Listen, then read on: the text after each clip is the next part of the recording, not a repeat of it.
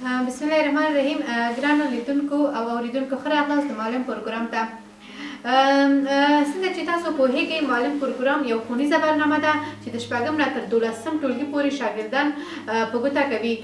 د ریاضي او فزیک تدریسي برنامه ترتیب کړې ده. نن زموږ نهم ګردي میز دی چې دغه میز موږ سره هغه استادان کوم چې موږ سره تدریس کې برخه اخلي میلمانه دي. موږ سره اوس د فزیک استاد ډاکټر یاسمین معصومي میلمانه ده. استاد محترم ښه راغلاست. تاسو هم مننه.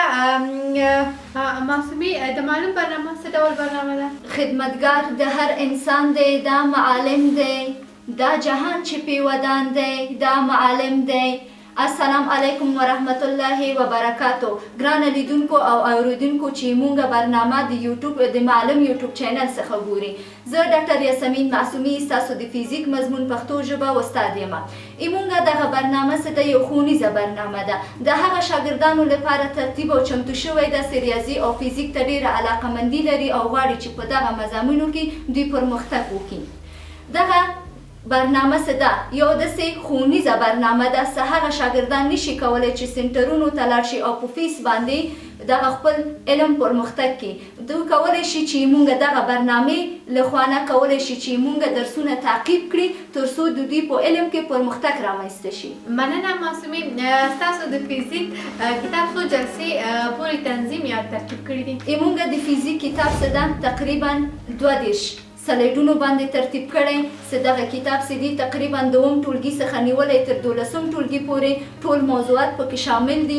مونږ د اووم ټولګي څخه نیولی تر 12م ټولګي پورې د مکتب کتابونه ټول ولوستلم. هغه مهمه موضوعات چې د شاګردانو لپاره ډیره مهم او اړینه دي چې هغوی پوه شي، هغه مهمه موضوعات دغه جلسه کې مونږ ځای پر ځای کړي دي. چې مونږ جلسه چې دی ټوټل مونږ چې دی 15 جلسې چې ده دا په اووم صنف پورې اړه لري. 5م جلسه یې ده، 8م صنف پورې، 15 جلسې 9م صنف پورې او 15 جلسې 10م صنف پورې او همدارنګه 6 جلسې 11م صنف پورې او تقریبا سیدي 15 جلسې 12م ټولګي پورې اړه لري. چې مونږ کتاب سیدي ټوټه زمونږ کتاب چې دی مکمله 10 سپرکۍ لري چې په هر سپرکۍ کې د اووم ټولګي څخه نیول دی تر 12مه ټولګي پورې ټول موضوعات مونږ ځای پر ځای کړي دي. او زمونږ هر فصل سیدي مختصره د هر فصل نه مونږ سلایډونه او ویډیوګانو جوړ کړی ده تر څو چې زده کوونکی وشي کولی چې ښه پې پوهه شي.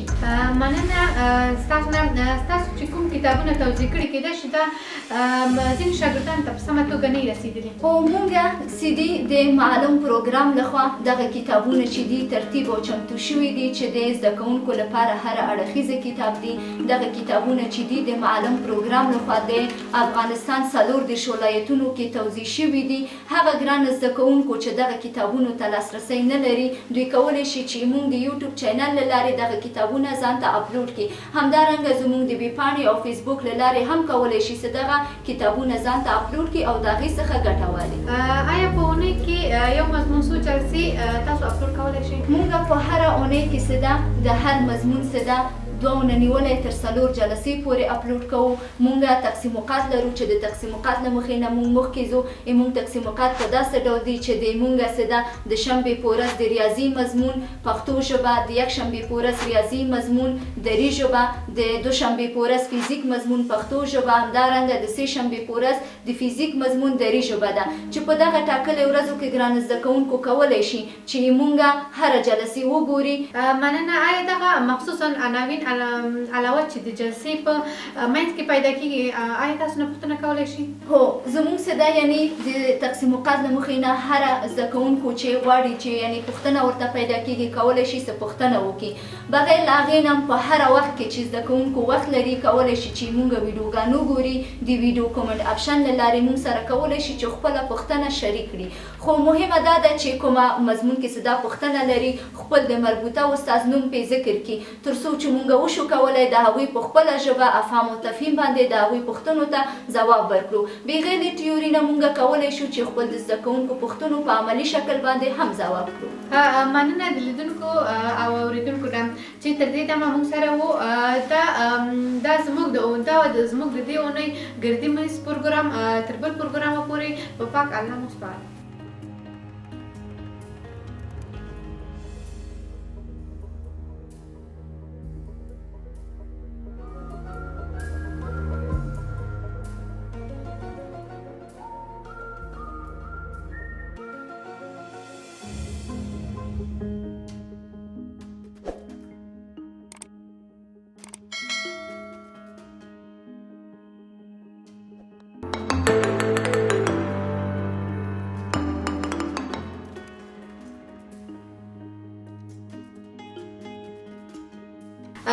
و درود خدمت تک تک شما شنوندگان و بینندگان عزیز.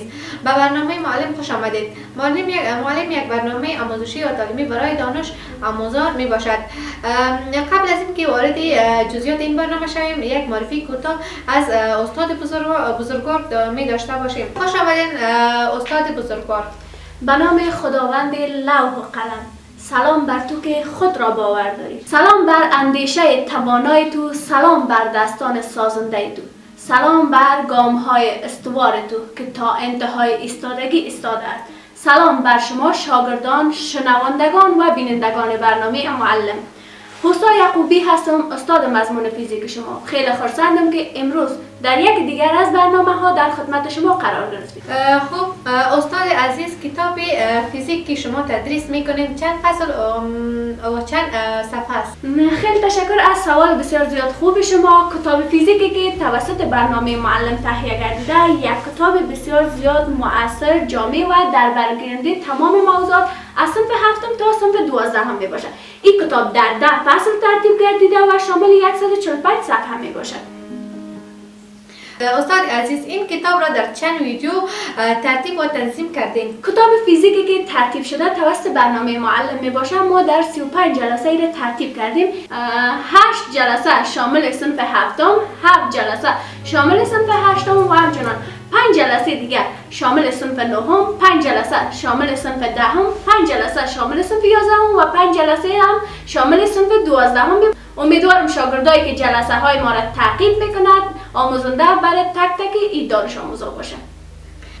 استاد عزیز، شاگردان چگونه میتوانند به این کتاب دسترسی حاصل کنند؟ تشکر بسیار زیاد از سوال شما. تقریبا به 40% دانش آموزای ما کتاب در 34 ولایت افغانستان توزیع گردیده، ولی دانش آموزایی که دسترسی به این کتاب ندارند میتونن از طریق وبسایت برنامه ما این کتاب دانلود و همچنان شاگردایی که سوال می داشته باشند و یا کدام قسمت از درس نمیفهمند میتونن در قسمت کامنت رفته و بر ما کامنت بگذارن. ما در هر برنامه پاسخگو به سوالاتشان می باشیم. و همچنان میتونم که یادآور شوم از شاگرد عزیز ما به نام سمیم جان. شاگرد عزیز ما ضمن تشکری از برنامه و موضوعات آموزشی یادآور شده بودند که موضوعی که از اولین جلسه ما و شامل کتاب صنف 7 میشد نفهمیده بودند، فرق بین کمیت و واحد بود. سمیم جان شاگرد مهربان ما، تشکر بسیار زیاد از سوالی که پرسیده بودی. تمام موضوعات مورد مطالعه در علم فیزیک که قابلیت اندازه‌گیری را داشته باشه، مثل کتله، قوه و همچنان انرژی، برش کمیت میگیم. کمیت ها به 2 دسته تقسیم شده. یکی کمیت های اصلی داریم و دیگر کمیت های فرعی داریم. کمیت های اصلی طول، کتله و زمان است که به خاطر تعریف کردنش نیاز به یک کمیت دیگر نداریم. و همچنان کمیت های فرعی سرعت، نور و انرژی است که به خاطر تعریف کردنش نیاز به یک کمیت دیگر داریم. و واحد عبارت از یک مقدار معین یک کمیت فیزیکی است. واحد عبارت از یک مقدار معین یک کمیت فیزیکی است. واحدات هم مانند کمیت ها به 2 دسته تقسیم شده. یک واحدات اصلی داریم، دیگه واحدات چی است؟ واحدات فرعی داریم. واحدات اصلی مثل کمیت های اصلی، طول، کتله و زمان و واحدات فرعی هم مثل واحد قوه است. امیدوارم آموخته باشید. اگر تعقیبگر برنامه های ما می باشید، باز هم کدام سوال می داشته باشید، میتونید در قسمت کامنت بگذارید. مثل همین جواب در تک تک برنامه ها برای پاسخگو می باشم. روزها، هفته ها، ماه ها، سالهایتان سرشار از سلامتی. ممنون از این که تا پایان برنامه با ما بودین. دست خدا همراه تک تک لحظه های زندگیتان. خدا نگهدار تا برنامه بعدی.